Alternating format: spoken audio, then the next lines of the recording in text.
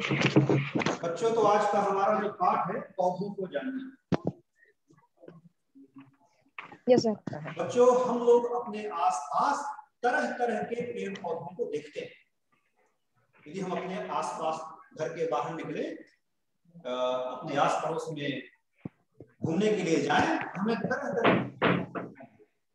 उनमें से कुछ पेड़ पौधे बहुत बड़े बड़े, कुछ पेड़ पौधे मध्यम ऊंचाई के और कुछ पेड़ पौधे बहुत छोटे छोटे। इस तरह से विभिन्न प्रकार के पेड़ पौधों को आप लोग अपने आसपास देखते हैं। यदि बच्चों पौधों को समझने के लिए, पौधों को जानने के लिए पौधों का वर्गीकरण किया जाए तो 3-4 आधार पर हम लोग पौधों को विभिन्न समूहों में बांट सकते हैं, अलग अलग ग्रुप उनके बना सकते हैं।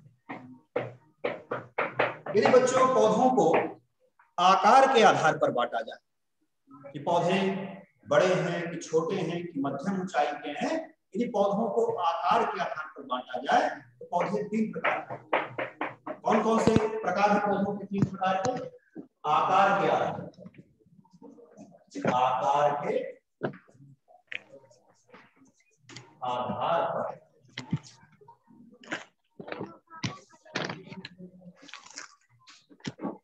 वर्गीकरण।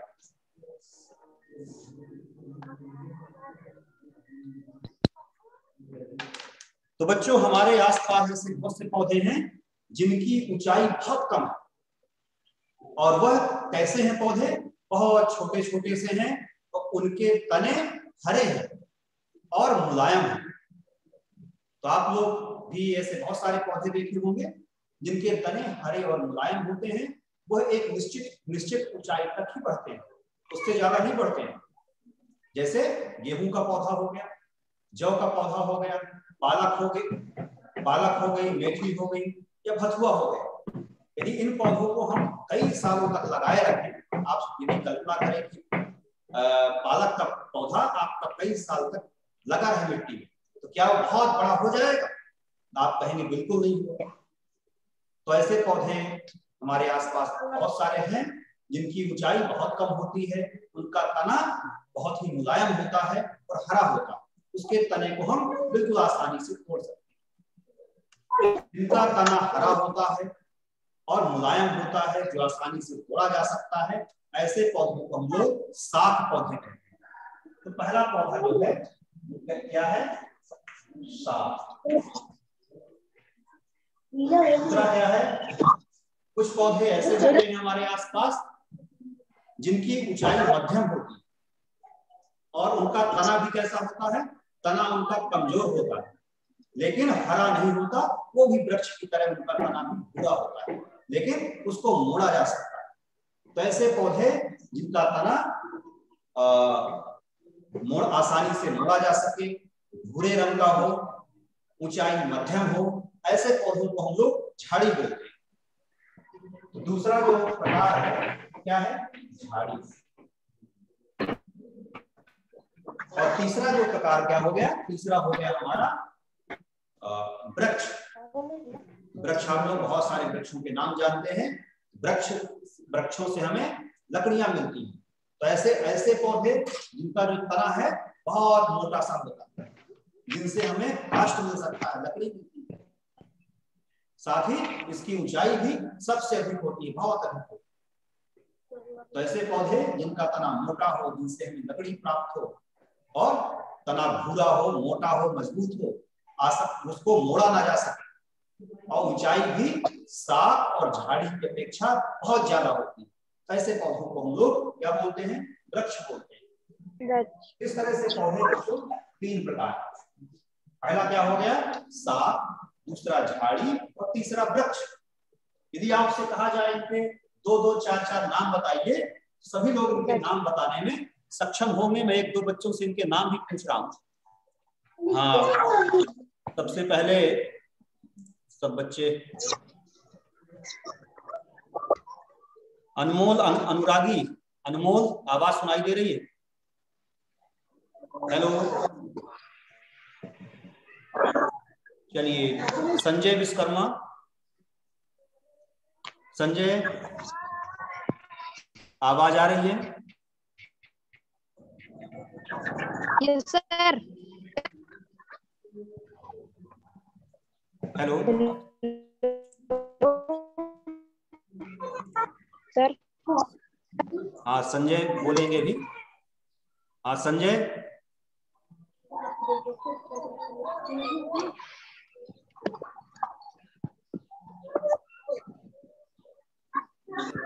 आकाश यादव। सर। आकाश यादव का आवाज सुनाई दे रही है सर। Yes sir. हाँ तो आकाश से मैं पूछूंगा कि किन्हीं दो साक वाले पौधों के, साकी पौधों के आपको दो नाम बताना। तो क्या आप बता सकते हैं साक वाले कौन पौधे होते हैं? बोलिए सर। अभी तो जुड़ रहे हैं सर, इसीलिए हमारा हमें ऐसे पौधे जो बहुत छोटे छोटे हैं, जिनका तना बहुत ही मुलायम और हरा हो। सर तो तुलसी। रोज सब्जी में क्या आप लोग डालते हैं? धनिया डालते हैं, है ना? धनिया का पौधा कैसे हरा रहता है? उसका तना भी हरा होता है ना? बहुत ही मुलायम होता है। धनिया हो गई, और क्या हो गया, पालक हो गया, और मेथी, भथुआ, बहुत सारे ऐसे पौधे हैं जिनका तना हरा और मुलायम होता है। बहुत सारे ऐसे पौधे, उनके नाम आप लोग अपनी कॉपी में बड़ी ही आसानी से लिख सकते हैं। यहाँ लिख दे रहा हूं मैं थोड़ी इस जगह। धनिया, और क्या हो गया, पुदीना, है ना? पुदीना भी है। ये दो उदाहरण इसके हो गए। झाड़ियों के नाम, तो झाड़ी ऐसे कौन से पौधे हैं जो आपके आसपास जो झाड़ियां हों? तो संजय दी आवाज सुन रहा हूं। संजय दो झाड़ी वाले पौधों के नाम बताएगा। झाड़ी वाले पौधे कौन से हैं जिनकी ऊंचाई साक वाले पौधों से ज्यादा होती है लेकिन वृक्ष से छोटे होते हैं? उनके तने को हम आसानी से मोड़ भी सकते हैं। तो ऐसे पौधे क्या कहलाते हैं? झाड़ियां कहलाती हैं। तो जैसे गुड़हल, गुड़हल का जो बच्चों पौधा है वो कैसा है? उसकी ऊंचाई वृक्ष के बराबर गुड़हल की नहीं होती, लेकिन साक से ज्यादा होती है। गुड़हल के पौधे आप लोग देखे होंगे, गुड़हल के तने को, उसकी जो टहनियां हैं उनको आप आसानी से मोड़ भी सकते हैं, और वह भूरे रंग की भी होती है। यही इसकी पहचान है। तो झाड़ियां, आपके आसपास कौन कौन सी झाड़ियां हैं? दो चार नाम आप लोग अपने से सोचकर लिख सकते हैं। जैसे गुड़हल, गुड़हल अभी हम लोगों ने बताया गुड़हल। इसी तरह से सर गुलाब, मेहंदी, मेहंदी, गुलाब, तो ये झाड़ियों की श्रेणी में बच्चों आता है। तो मेहंदी हो गई, गुलाब हो गया, और गुड़हल हो गया। मेहंदी के पौधे भी बच्चों ने देखे होंगे। तो इसके बाद नंबर आ रहा है तीसरा प्रकार है पौधों का, क्या है? वृक्ष। तो सभी बच्चे लगभग वृक्षों से परिचित हैं, वृक्षों को जानते हैं, उसकी पहचान भी कर सकते हैं। वृक्ष साक और झाड़ियों से बहुत ऊंचे होते हैं, उनका तना मोटा सा होता है, काष्ठीय होता है, उससे लकड़ियां बनती हैं। उसके तने को हम लोग, उसकी टहनियों को मोड़ नहीं सकते हाथों से। तो ऐसे पौधे क्या कहलाएंगे? वृक्ष कहलाएंगे। वृक्ष है, आम है, पीपल है ना, बरगद है, नीम है, बहुत सारे इसके उदाहरण हो सकते हैं। इस तरह से बच्चों हम लोगों ने सबसे पहले आकार के आधार पर पौधों के प्रकारों को जाना। अब हम लोग जान लें आयु के आधार। आयु यहां लिखा हुआ है, आयु के आधार। यदि हम लोग पौधों का बच्चों आयु के आधार पर वर्गीकरण करें, तब भी पौधे तीन प्रकार के होते हैं। आयु माने उम्र के अनुसार, है ना? तो तीन प्रकार के पौधे उसमें भी होते हैं। एक तो हो गया एक वर्षीय पौधा, एक वर्षीय पौधा। ये दूसरा हो गए 2 वर्षीय पौधा, 2 वर्षीय पौधा। और तीसरा जो प्रकार है वह है बहुवर्षीय पौधे। बहुवर्षीय पौधे। एक वर्षीय पौधे किन्हें कहेंगे हम लोग? बच्चों हमारे आसपास बहुत सारे ऐसे पौधे हैं जिनका जीवन काल कुछ महीनों से लेकर 1 साल तक होता है। उन पौधों में चाहे फिर आप जितना खाद पानी डालें वो 1 साल से ज्यादा जिंदा नहीं रहेंगे। 1 साल के पहले ही वो समाप्त हो जाएंगे। जैसे आपकी गेहूं की फसल, तो गेहूं 3-4 महीने में हमारा उसके गेहूं को हम लोगों ने गेहूं के जैसे ही जब खेतों में बीज डाले जाते हैं तब से लेकर और जब तक पकने तक का जो समय है उसका 4 महीने रहता है। वो 4 महीने के बाद आप गेहूं के खेत में खूब खाद डालें, पानी डालें, लेकिन वह पकने से उसको कोई नहीं रोक पाएगा, है ना। गेहूं की फसल हमारी पक जाएगी।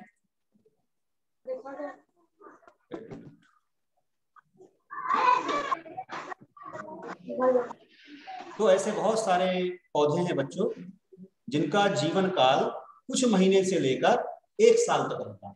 ऐसे पौधों को हम लोग 1 वर्षीय पौधे कहते हैं। वो 1 साल के अंदर ही उनका जीवन समाप्त हो जाता है। अपने से पौधे वो पक जाएंगे और अपने से वो समाप्त हो जाएंगे। ऐसे पौधे 1 वर्षीय पौधे कहलाएंगे, है ना। जौ हो गया, गेहूं हो गया और बहुत सारे ऐसे पौधे हैं जिनका जीवन काल बहुत कम रहता है। इसके बाद दूसरा जो प्रकार आपको ब्लैक बोर्ड पे देख पा रहे होंगे, दूसरा जो आयु के आधार पर पौधों का प्रकार है तो 2 वर्षीय पौधे। वैसे पौधे जिनका जीवन काल 1 वर्ष से ज्यादा लेकिन 2 वर्ष के अंदर, है ना, 1 से 2 वर्ष के बीच जिनका जीवन काल हो, वो ऐसे पौधों को हम लोग 2 वर्षीय पौधे कहेंगे। तो 2 वर्षीय पौधे कौन से हैं? जैसे आपका गन्ना हो गया, गाजर, पत्ता गोभी, प्याज, इनका जीवन काल 2 वर्ष तक होता है। कुछ महीनों से लेकर 1 साल से लेकर 2 वर्ष के बीच ही इनका जीवन काल रहता है। तो ऐसे पौधों को हम 2 वर्षीय पौधे कहेंगे। तीसरा जो प्रकार है बहुवर्षीय पौधे।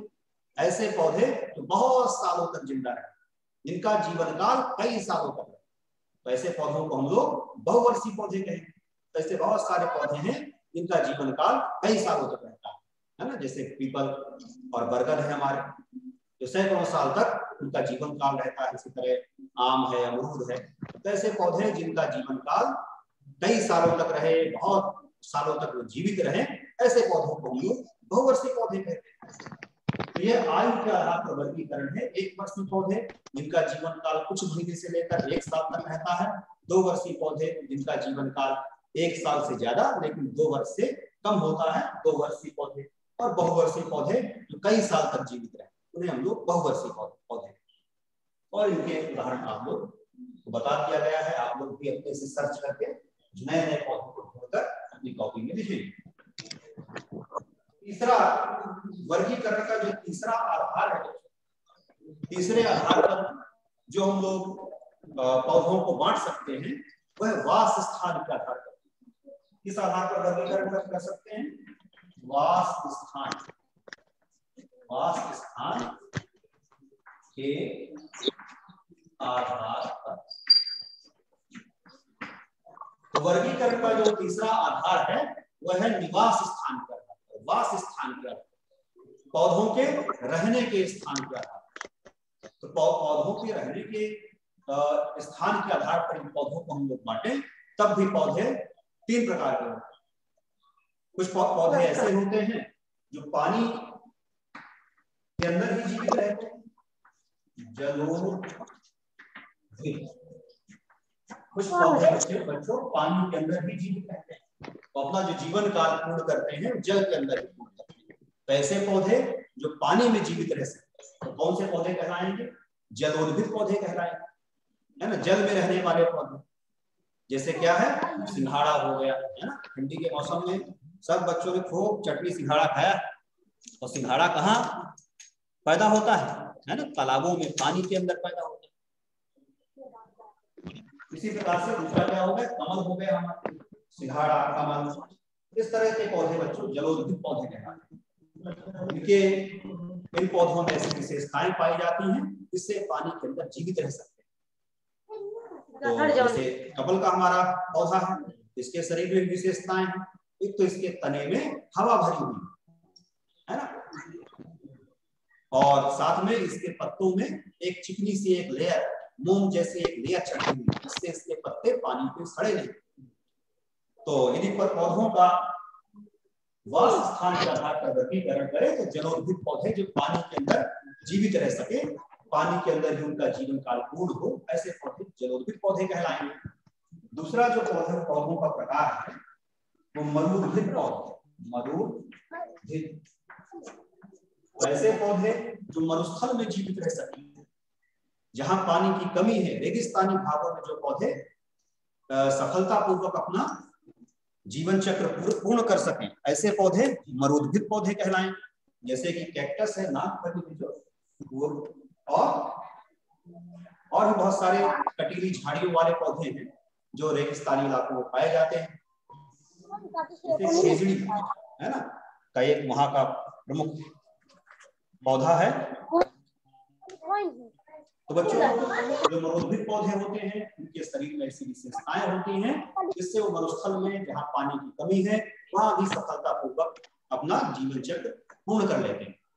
इनकी जो पत्तियां हैं, क्योंकि वहां की जलवायु कैसी है, उष्ण जलवायु, गर्म जलवायु, वहां पानी की कमी है, इन पौधों के शरीर में ऐसी बहुत सारी विशेषताएं हैं जिससे ये सफलतापूर्वक उस वातावरण में अपना जीवन जी सकते हैं। जैसे इनकी जड़ें बहुत गहराई तक पाई जाती हैं, जिससे धरती के अंदर का पानी भी सोख सके, अवशोषित कर सके। इनकी जो पत्तियां हैं वो अपना रूप बदल लेती हैं, रूपांतरित हो जाती हैं, कांटों में परिवर्तित हो जाती हैं, जिससे इनके शरीर से जो वाष्पोत्सर्जन द्वारा होने वाली जो जलहानि है उसको कम कर सके। इस तरह से इनके शरीर में विशेषताएं पाई जाती हैं। तीसरा जो प्रकार है वो समोद्भिद पौधे। समोद्भिद पौधे कौन से पौधे कहलाते हैं?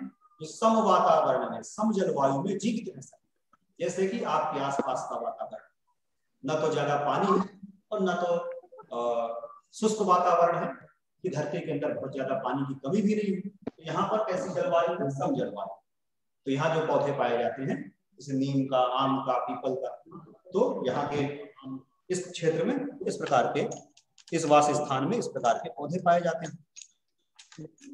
तो बच्चों, वास स्थान के आधार पर हम लोगों ने वर्गीकरण की प्रकार जाने, 3 प्रकार से हम पौधों का वर्गीकरण कर सकते हैं। एक तो आकार के आधार पर, तो आकार के आधार पर शाक, झाड़ी और वृक्ष, और दूसरा आयु के आधार पर 1 वर्षीय, 2 वर्षीय, बहुवर्षीय। वास स्थान के आधार पर जलोद्भिद, मरूद्भिद और समोद्भिद। इस तरह से आपकी बुक में भी चर्चा की गई है, आप लोग पढ़ेंगे।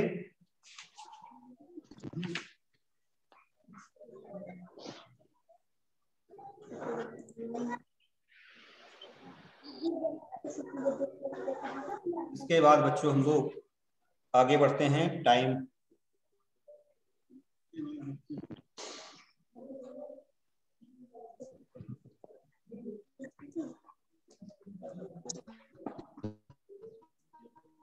बच्चों आगे बढ़ते हैं। आप आगे चर्चा की जा रही है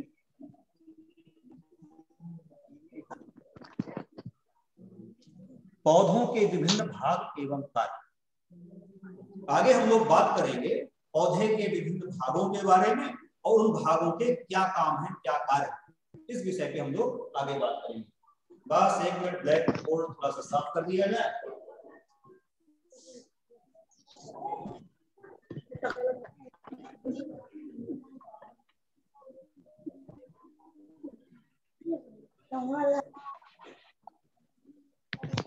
तो हमारा अगला टॉपिक बच्चों क्या है?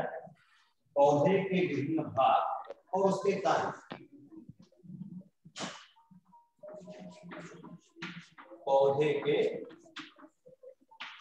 भाग एवं कार्य।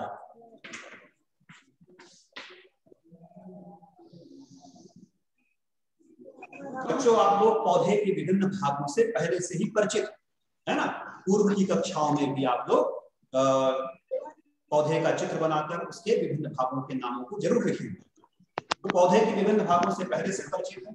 पौधे के विभिन्न भाग में कौन कौन से हैं? एक तो जड़, तना, पत्ती, फूल और फल। तो इसके बारे में और पिछली कक्षाओं से कुछ ज्यादा जानकारी आपकी क्लास में है, तो पौधे के अलग अलग भागों को विस्तार से जानेंगे। सबसे पहले पौधे का जो सबसे महत्वपूर्ण भाग है जड़, जड़ के बारे में जानेंगे। पौधे का जो पहला महत्वपूर्ण भाग है, सभी बच्चे अपनी कॉपी में एक पौधे का चित्र बनाकर और उसके विभिन्न भागों के नाम, जो पूर्व की कक्षाओं में जैसा कि आप लोग पौधे का चित्र बनाते थे और सभी भागों के नाम लिखते थे, एक अपने से चित्र बना लेंगे और उसके सभी भागों के नाम लिख लेंगे। इसके बाद फिर अलग अलग भागों के चित्र हम लोग बनाएंगे और उसके हर भाग के क्या क्या कार्य हैं आगे हम लोग जानेंगे। तो पौधे के विभिन्न भाग, सबसे पहले हम लोग जड़ के बारे में।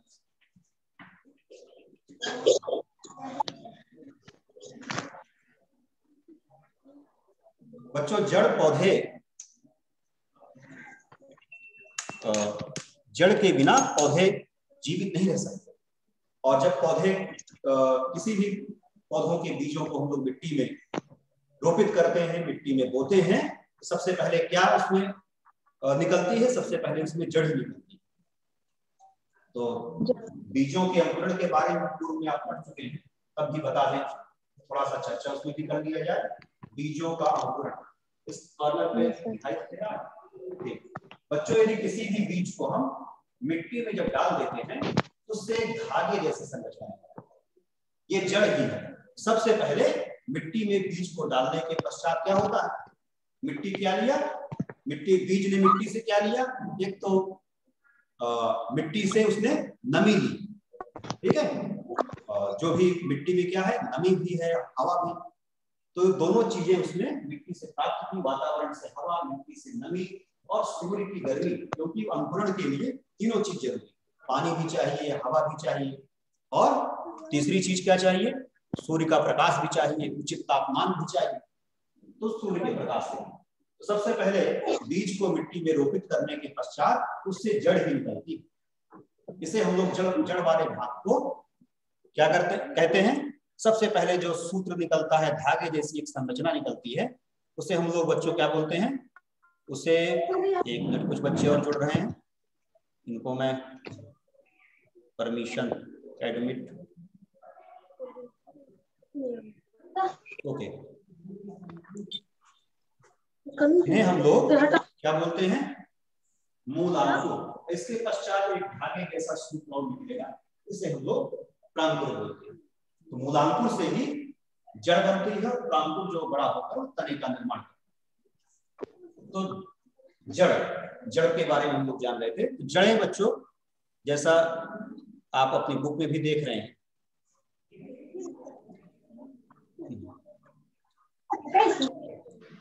कि जड़ कितने प्रकार की होती है? जड़ें बच्चों दो प्रकार की, एक तो चित्र में पहले देख लें, एक तो ऐसी जड़ रहती है, ये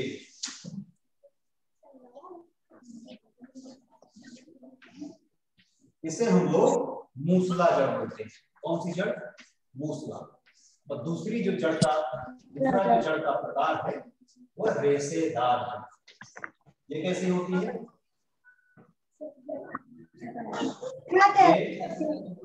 इस प्रकार से पतले पतले भागों के लिए जड़ें पौधे से निकलती हैं। एक तो जड़ इस प्रकार की जिसमें क्या होता है, एक मुख्य जड़ निकलती है ना, और उससे बहुत सारी सहायक जड़ें निकलती हैं। और इस जड़ की क्या विशेषता है? बहुत गहराई तक मिट्टी के अंदर प्रवेश करती है। और दूसरी जो रेशेदार जड़ होती है वो कैसी होती है? इनमें कोई भी मुख्य जड़ नहीं होती, सभी जड़ें समान रूप से होती हैं और कम गहराई तक ही पाई जाती है। इस प्रकार से पौधों में दो प्रकार की जड़ें। आपके आसपास बहुत सारे छोटे छोटे पौधे पाए आपके आसपास होंगे, जिन्हें आप सावधानी पूर्वक उखाड़कर उनकी जड़ों का अवलोकन कर सकते हैं, उनको देख सकते हैं तो समझ सकते हैं कि किन पौधों में रेशेदार जड़ें होती हैं और किन में मूसला जड़ पाई जाती है। बच्चों जड़ों के कार्यों के बारे में भी जान लें। बच्चों जड़ है तो पौधे का सबसे महत्वपूर्ण भाग है। जड़ का जो काम है, क्या काम है? मिट्टी से पोषक तत्वों को, जल को अवशोषित करके पौधे के विभिन्न भागों में दूर तक पहुंचाना, पत्ती तक पहुंचाना या अन्य भागों तक पहुंचाना। तो जड़ का जो मुख्य काम है वो मिट्टी से क्या करती है? पानी सोखती है और तरल रूप में, है ना, पोषक पदार्थों को अवशोषित करके पौधे के विभिन्न भागों में पहुंचाती है। कुछ पौधों की जड़ें बच्चों खाने की भी काम में आती है, जैसे मूली हो गई, है ना, या फिर गाजर हो गई। तो बहुत से पौधों की जड़ें हैं अपने अंदर खाद्य पदार्थों को संचित कर लेती है, रोक कर रखती है, और उनका उपयोग हम लोग भोजन के लिए भी करते हैं। और क्या काम जड़ों के हैं? जड़ बच्चों पौधे को भूमि में मजबूती से बांध कर रखती है ना, पौधे को स्थिर रखती है। किस तरह से जड़ों के महत्वपूर्ण कार्य हो गए? एक तो पौधे को बांध कर रखना, स्थिर रखना, पौधे के लिए पानी की और पोषक पदार्थों की व्यवस्था करना, और तीसरा जो काम है खाद्य पदार्थ के रूप में भी बहुत से पौधों की जड़ें खाने के काम में भी आते हैं। बच्चों आज की क्लास में हम लोग समय आपकी क्लास का पूर्ण होने वाला है।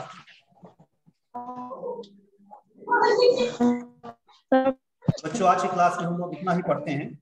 अगले दिन पौधे के अन्य भागों को, जो बचे हुए भाग है ना, जड़ के बारे में पढ़ चुके हैं। इसके बाद तने के बारे में, तने के क्या कार्य हैं या तने कैसे कैसे होते हैं उनके बारे में जानेंगे। Running out of time.